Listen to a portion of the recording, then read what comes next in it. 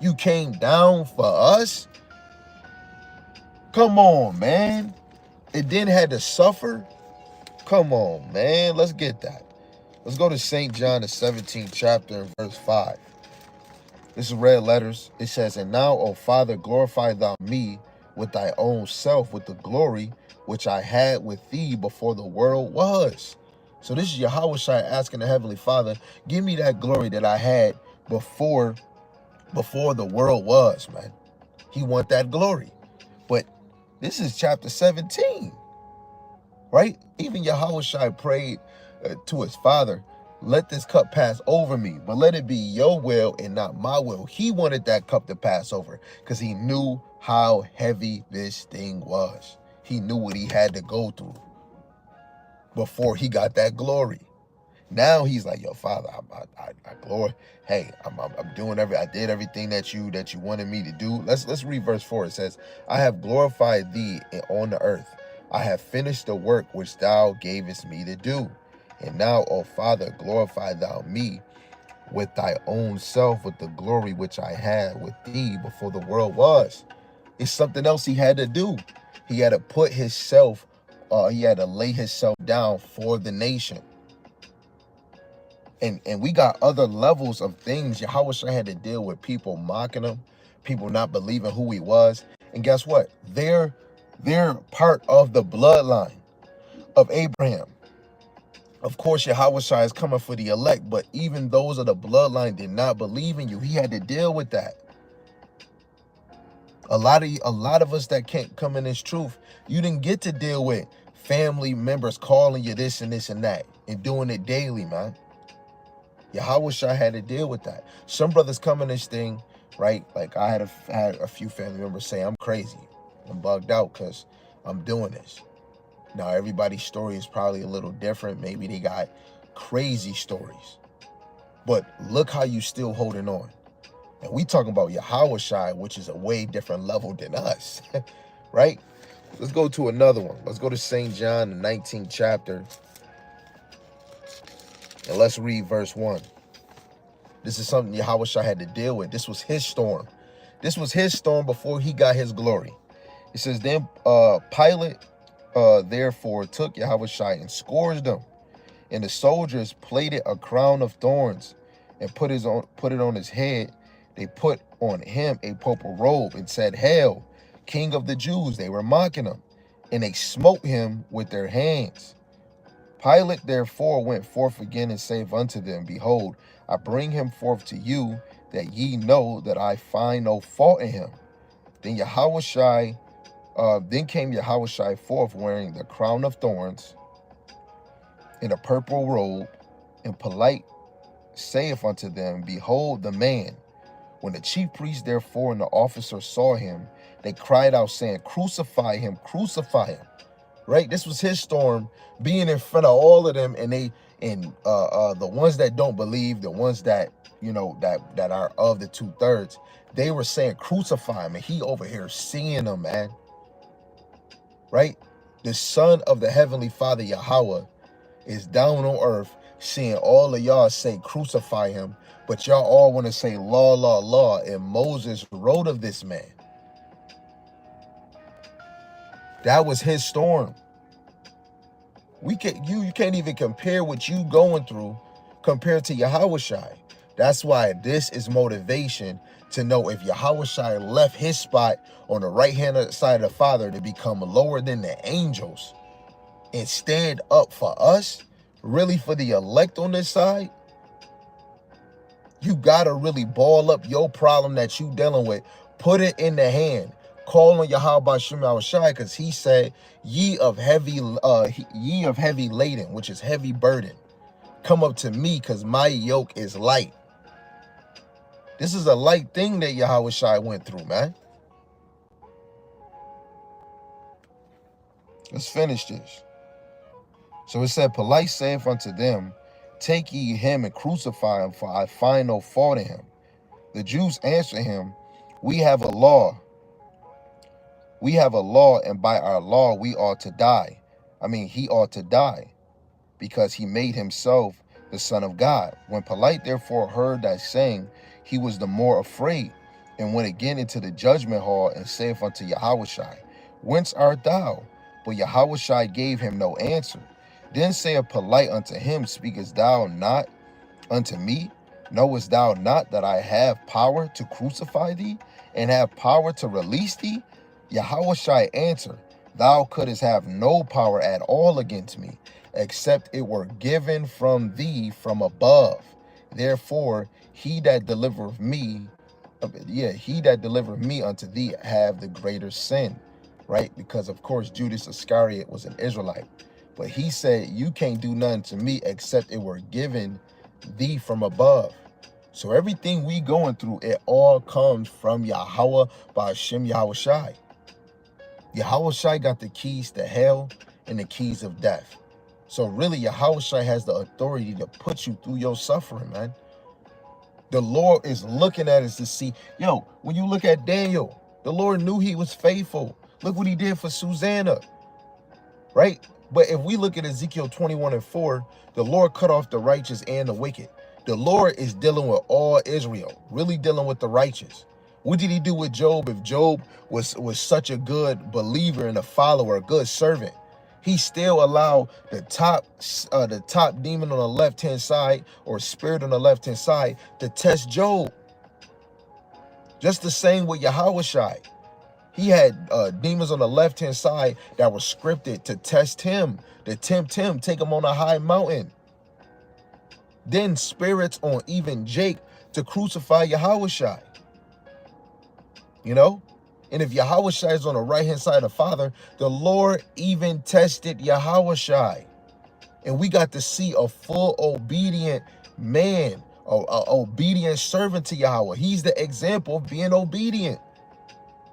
Even though he still asked, let this cup pass over me, but let it be your will and not my will. Because he knows all things is ordered by the Heavenly Father. Us, oh Lord, why you take this from me? Oh, this and this and that. Right? No, I wanted this. Look, even if you ask for something, if you desire something, it has to be sanctioned from Yahweh Ba'ashem Yahushai. None of us can get shit. Like when you see some of the people that lost everything because they wanted to drink or smoke that cricky crack, right? That white girl, right? Or get on the powder or get on heroin. The Lord put them that low. A lot of us is not truly seeking the Lord. So whatever your heart, wherever your treasure is, wherever your heart is, that's your treasure. The Lord gonna give you that. That's what you want. I'm gonna give it to you. Right? A lot of us before this truth, you were taught certain ways. You were seeing things on TV. You were consumed by so many things. You were consuming things within you. Now you wanted to smoke a blunt. Now you wanted to smoke. You didn't. What you needed a cigarette for? What you needed a blunt for? Right? I'm not using drinking because you could drink. I mean, if you overdrink, why you want to be an alcoholic? Right? What's going on? You know, it's the things that we consuming ourselves with. When you consume yourself with Yahweh Ba'ashem Yahushai, there's a lot of things we lose. There's some things we gain, but through it all, you are able to have a spiritual discernment to know all this shit is gonna be destroyed. Everything, man. If you not faithful in the Lord, you are dead, man. Why would I be attached, especially to family? I'm just saying for me. I don't know about y'all, but for me, if they're not seriously about the Lord, why would I get too attached where that if I lose them in the world, or if I lose them like where they just going and it takes me in a realm where I might drink, like in the world, I would have to smoke a blunt. And if it does that to me, and then now I can't do no lessons, I can't read, had that moment when I was in jail, then where is your faith at? Don't you know we supposed to love Yahweh Ba'ashem Yahushai more than your wife, your mother, your children, and more than anything that you got on this side? That's why we can see Yahushai is the example, man. You know, Yahushai really is the example. This man held in his power. This man could have destroyed, he could have called legions destroy niggas, man. But he didn't. He knew that the Lord had him come down here for a purpose to fulfill. But he knew that he was going to get his glory back after he did all of that. The man asked, let me get my glory back that I had in the beginning. So before you get that kingdom, before you get that glory, you got to go through the storm. Think about it.